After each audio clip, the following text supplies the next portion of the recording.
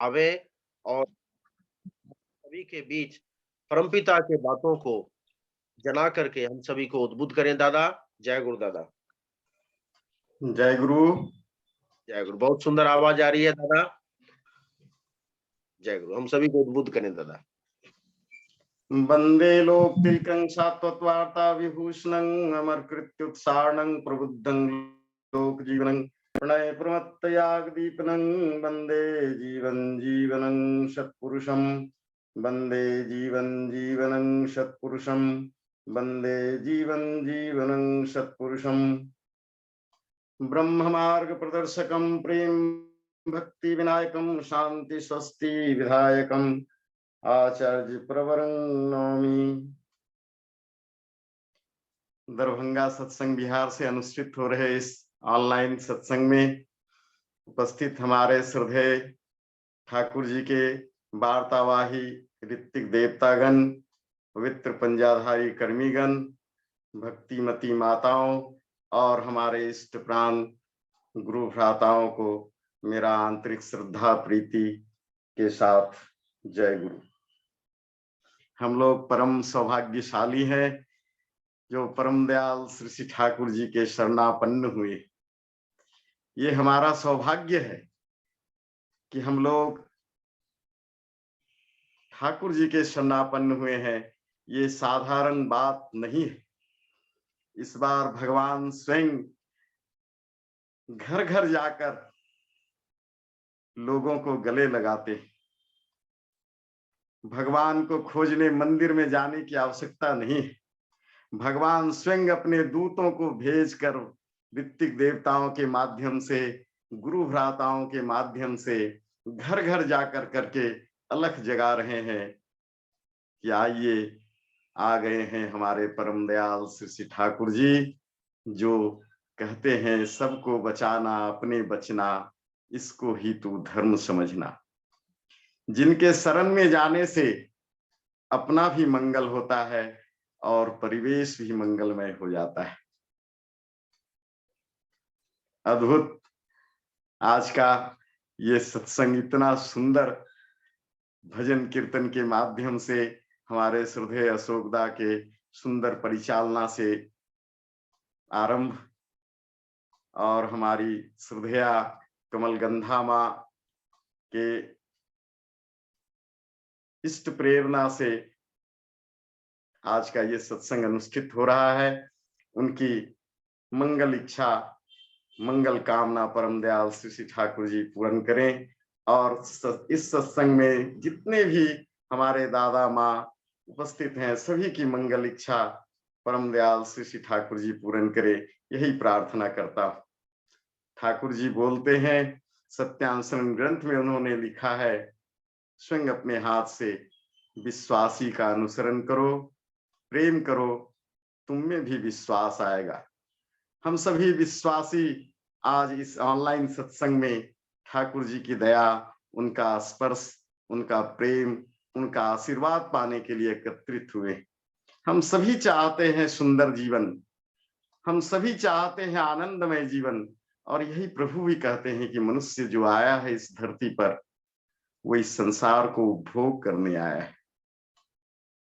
और ठाकुर जी बोलते थे कि मेरी केवल एक ही इच्छा है कि कैसे मैं सारे मनुष्यों को ऐश्वर्यशाली बना दूं और कैसे सारे मनुष्यों को सार्थक जन्मा बना दूं। हमारा जो ये जन्म हुआ है वो कैसे सार्थक हो जाए और कैसे हम इन तमाम दुखों से, समस्याओं से और अभाव से कैसे मुक्त हो जाए, यही परम दयाल श्री श्री ठाकुर जी दया कर करके हम लोगों के जीवन से इन सारी समस्याओं को दूर करने के लिए विधान दिए। जरूरत है उनको अनुसरण करने की, जरूरत है उनको पालन करने की, जरूरत है उनको अपने जीवन में, चरित्र में, कर्म में लेकर चलने की। ठाकुर जी के पास में एक जटाजूटधारी सन्यासी अपना चुट्टा बजाते हुए हरिओम तत्सत करते हुए आश्रम पहुंचते हैं और ठाकुर जी को बोल करके कहते हैं कि तुम यहाँ बैठे हो, मैं कैसे कैसे जंगल पहाड़ नदी कंदरा में तुमको ढूंढता रहा और तुम यहाँ पर बैठ कर करके यहाँ इस जगह में बैठे हुए हो। और उसको बोल करके ठाकुर को साष्टांग दंडवत प्रणाम करता है और फिर उठ कर करके सीधे चला जाता है वापस। उस जटाजूट सन्यासी को देख कर करके सभी लोग आश्चर्यचकित हो जाते हैं कि इतने दिव्य पुरुष आते हैं, ठाकुर को प्रणाम करते हैं और ये सारी बातें बोल करके उनको लोग रोकने का प्रयास करते हैं, लेकिन वो रुकता नहीं है, वापस चला जाता है। ठाकुर के पास निवेदन होता है, ये आप उनको जो है रुकने के लिए नहीं बोले। ठाकुर जी ने कहा कि इस जन्म में उसका केवल दर्शन मात्र था, उसका दीक्षा इस जन्म में संभव नहीं था। अब आप अंदाज कर सकते हैं कि प्रत्येक घर में, चाहे वो छोटा हो, बड़ा हो, अभावग्रस्त हो, दुखी हो, सामान्य व्यक्ति हो, सभी लोगों को ठाकुर जी गले लगाते हैं, कैसे उनके अपने शरणापन्न करते हैं। महसूस करिए कितने सौभाग्यशाली हैं हम लोग, जो आज हम लोग परम दयाल श्री श्री ठाकुर जी के शरणापन्न हुए। ठाकुर जी की दया की अनेक कथा है।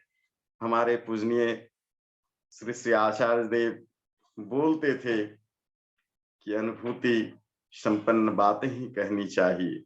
जो तुम, ठाकुर जी ने भी कहा कि जो तुम नहीं जानते हो उसको बोलने मत जाओ। अपनी अनुभूति की बातें, ठाकुर जी की दया की बातें, ठाकुर जी की आशीर्वाद की बातें, हमारे आचार्य देव की आशीर्वाद की बातें, ये हम लोग एक दूसरे को प्रेरण करेंगे, एक दूसरे को प्रेषण करेंगे, तब हम लोगों में भी विश्वास आएगा। जैसा कि सत्संग में प्रायः होता है कि लोग एक दूसरे को अपनी दया की बात, ठाकुर के प्रेम की बात, ठाकुर के आशीर्वाद की बात प्रेषण करते हैं। हमारे जीवन में भी बहुत सारी ऐसी घटनाएं हुई जो ठाकुर जी के नजदीक हमको ले गया, ठाकुर जी के आशीर्वाद का पात्र बनाया। सभी दादा माँ ऐसे अनुभव से दो चार निश्चित रूप से हुए होंगे, तभी तो इतनी दीवानगी है, तभी तो इतना प्रेम है, तभी तो इस तरह का आकर्षण है ठाकुर के प्रति कि लोग आंख मूंदे ठाकुर के अनुसरण करते चले जा रहे। आज करोड़ों करोड़ लोग ठाकुर जी के दया के पात्र हो रहे। ऐसी ही दया, ऐसा ही प्रेम हमें भी प्राप्त हुआ। अद्भुत अद्भुत एक से एक घटनाएं हैं। मैं 2004 में सत्संग पुरी गया था। पुरी के में उस वर्ष जो है नववर्ष उत्सव मनाया जा रहा था जगन्नाथपुरी में। उस समय मैं घर बना रहा था, तो हमारे परिवार में बच्चे सब बोले कि जाइए आप भी घूम आइए, उत्सव का समय है और सत्संग देवघर जाने के बजाय जो है इस बार उत्सव जो है जगन्नाथपुरी में अनुष्ठित हो रहा है। तो मेरी भी इच्छा हुई कि हम अपने बच्चों को साथ लेकर के जाएं, लेकिन बच्चे तैयार नहीं हुए, बोले पापा इस बार आप ही जाइए। और मैं अपने कुछ साथियों के साथ, वो लोग सभी परिवार के साथ थे, मैं अकेला ही था। जगन्नाथपुरी पहुंचता हूँ, हम लोगों को ठहरने के लिए ताल बनी करके एक जगह है, वहां पर बहुत मतलब ओपन जगह था, वहां पर ही पंडाल बना कर करके वहीं रहने के लिए मिला था। नई नई स्वस्तैनी और मतलब ठाकुर के प्रति जो एक आकर्षण था वो अद्भुत था। और स्वस्तैनी का मेंटेन करने वाले लोग ही इस बात को समझ सकते हैं कि वो किस तरह से, मतलब नए लोग जो होते हैं स्वस्तैनी में, वो किस तरह से एकदम कड़ाई से पालन करते हैं। वो अनुभव मुझे अभी भी याद आ रहा है कि किस प्रकार से एकदम से मतलब जो है ठीक ठीक मतलब अनुसरण करते हुए चलना। 30 तारीख 1994 का 1993 का जो है 30 तारीख दिसंबर, हम लोग वहां यहाँ से चले, 31 तारीख को पहुंचते हैं।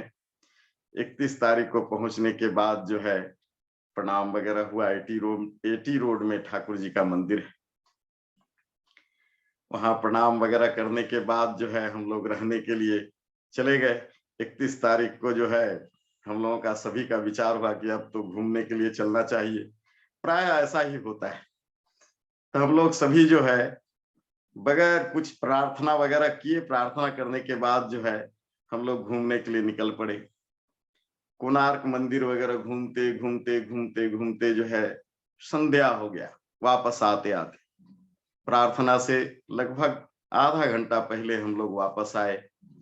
दिन भर स्वस्थैनी व्रत पालन का एक जो आकर्षण, या यूं कहिए कि बाहर में कुछ नहीं खाना है, कुछ पीना भी नहीं, मतलब इस तरह का मतलब महसूस कर रहे थे। लौट करके आते आते बहुत ही मतलब जो है समय बीत गया। जब आधा घंटा प्रार्थना का बचता है तब तक हम लोग वापस आते हैं। आने के बाद जैसे ही तालबनी जहां पर हम लोगों को ठहराया गया था वहां हम लोग गए। आनंद बाजार बंद, भूख से प्राण व्याकुल। प्रार्थना का समय हो गया है, आनंद बाजार के गेट पर गए। जाने के बाद देखते हैं कि गेट भी बंद है। तो वहां एक व्यक्ति झाड़ू लगा रहा था, उनसे हमने कहा कि दादा कुछ आनंद बाजार है? बोलता है नहीं नहीं, आप पूरे हो, पूरे बाद में होगा, प्रार्थना के बाद 7 बजे से होगा। हम लोग निराश होकर के लौट करके चले आए।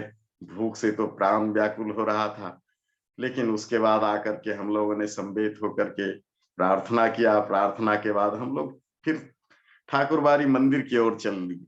एटी रोड में जो मंदिर ठाकुर जी का है, वहां आने के बाद पूरा घूम रहे हैं, सब आनंद कर रहे हैं, लेकिन भूख से तो प्राण व्याकुल है, अंदर अंदर बहुत ही भूख लगी हुई है।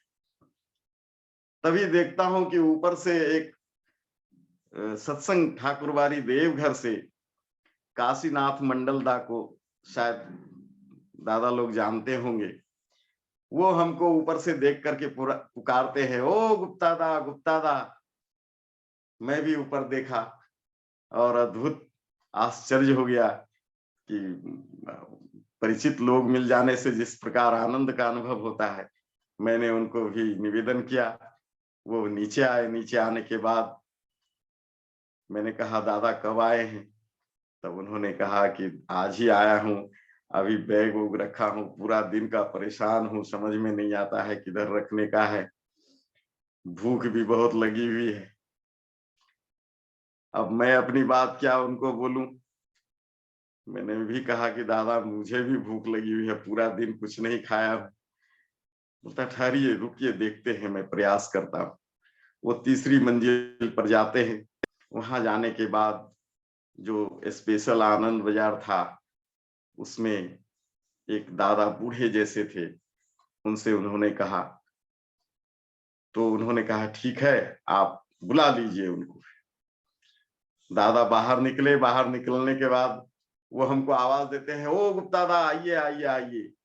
मैं सीधे ऊपर पहुंचता हूँ। ऊपर जाने के बाद वो दादा हम लोगों को अंदर ले गए। अंदर में बहुत सुंदर सा टेबल लगा हुआ है, कुर्सी लगी हुई है, और दो थाली पर 2 थाली ढक कर करके रखा हुआ है। हम लोग वहां गए, हाथ धो कर करके प्रसाद ग्रहण करने के लिए जैसे ही थाली उठा करके देखते हैं, इतना सुंदर परिवेशन भोजन का, मैंने जीवन में वैसा भोजन नहीं देखा। इतना सुंदर से सजा करके सब चीज रखा हुआ है, केवल 2 ही थाली। वो बूढ़ा जो आनंद बाजार के परिसेवक थे, उन्होंने कहा कि केवल 2 ही थाली बच करके रखा हुआ था, अभी तो आनंद बाजार का समय नहीं है, आनंद बाजार तो 8 बजे से होगा। और ये 2 थाली हम बच गया था, तो इसको मैंने ढक करके परस करके रख दिया था। कैसे हैं हमारे परम दयाल उस भोजन को, उस आनंद बाजार को ग्रहण करने पर, जैसे मतलब मुंह में जैसे ही दिया, उस स्वाद को मैं शब्द में बयान नहीं कर सकता हूँ। माँ दादा वो अमृत भोग ठाकुर जी को कैसे पता था कि मेरा 2 बेटा भूखा हुआ है और केवल 2 ही थाली है जिसमें भोजन परोस करके रखा हुआ है, और वो सुंदर राजा की जैसा आसन पर बैठा कर करके खिलाने वाले परम दयाल श्री श्री ठाकुर जी, उनकी दया, उनकी करुणा, उनका प्रेम, यही तो है हमारे जीवन में, जिसके पीछे हम लोग अपनी सारी सांसारिक दुखों को, समस्याओं को भूल जाने के लिए तत्पर है। ऐसे परम दयाल, ऐसे परम प्रेममय श्री श्री ठाकुर जी का अनुसरण हम लोग करके चल रहे हैं, जो हमारे जीवन से दुख, समस्याओं, बाधाओं और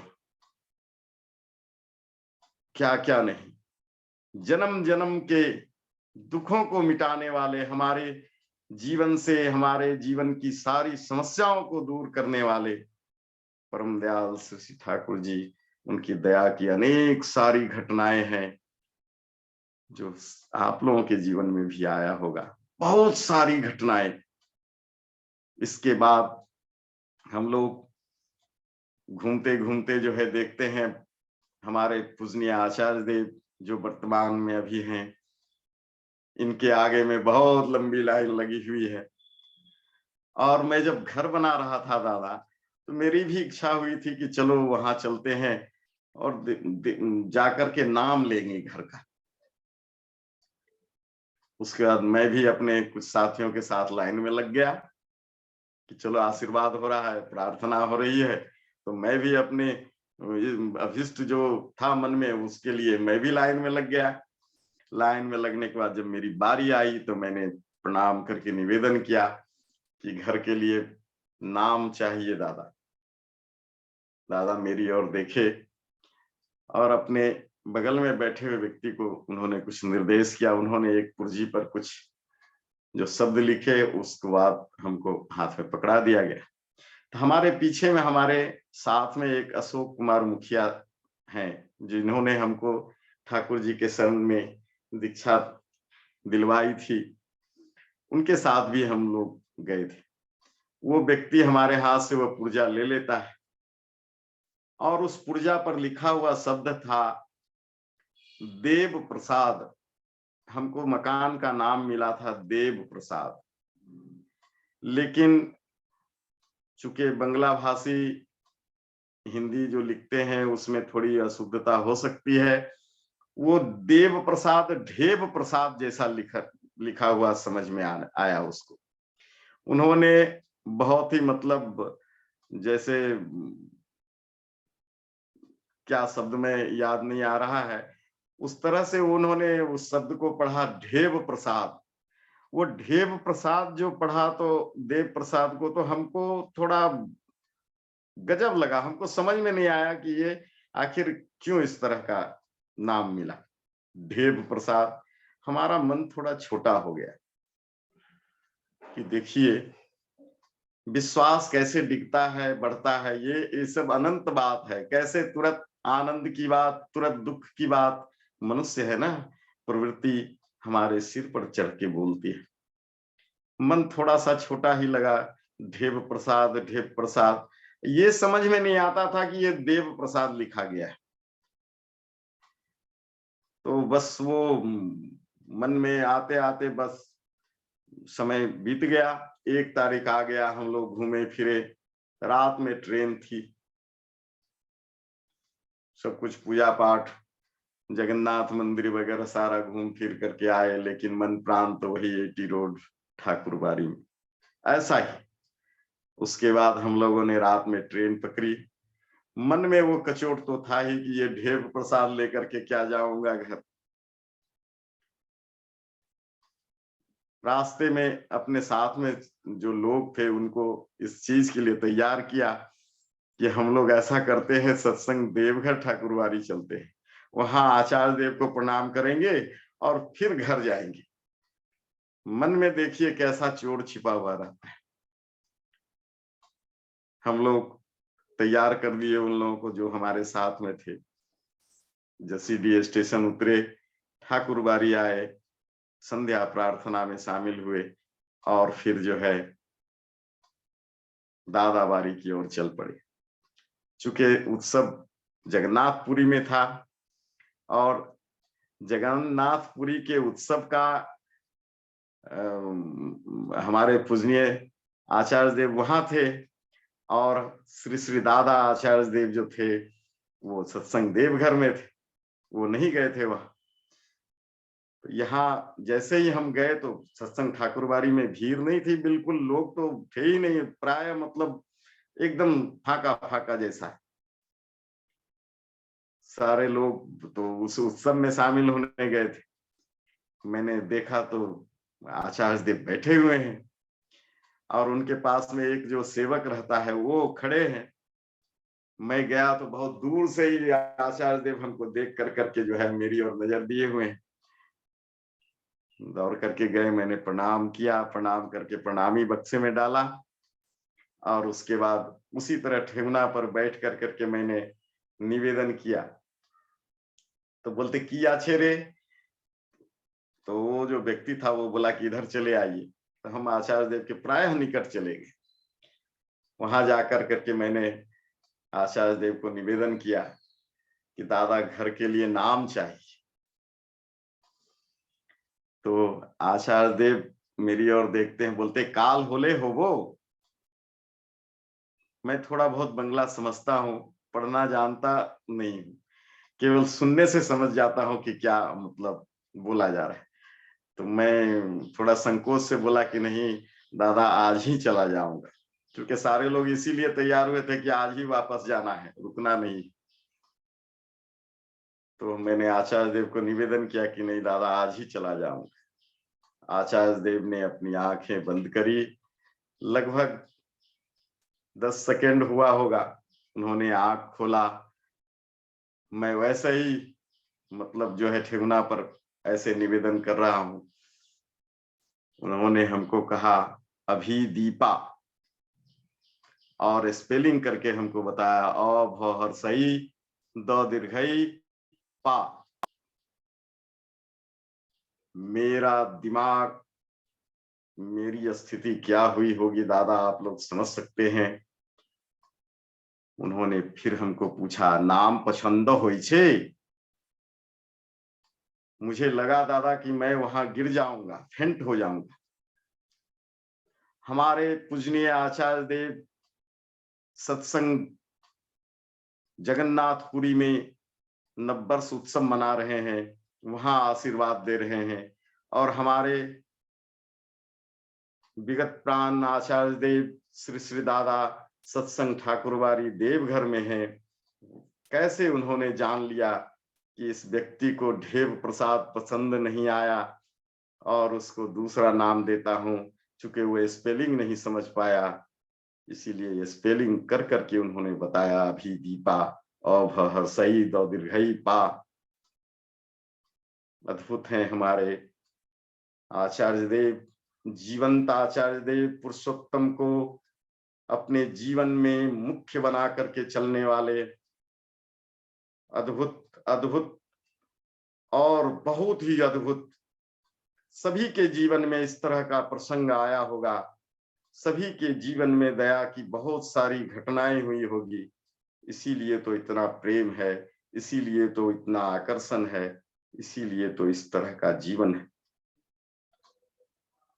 दादा विश्वासी का अनुसरण करो, प्रेम करो, तुम में भी विश्वास आएगा।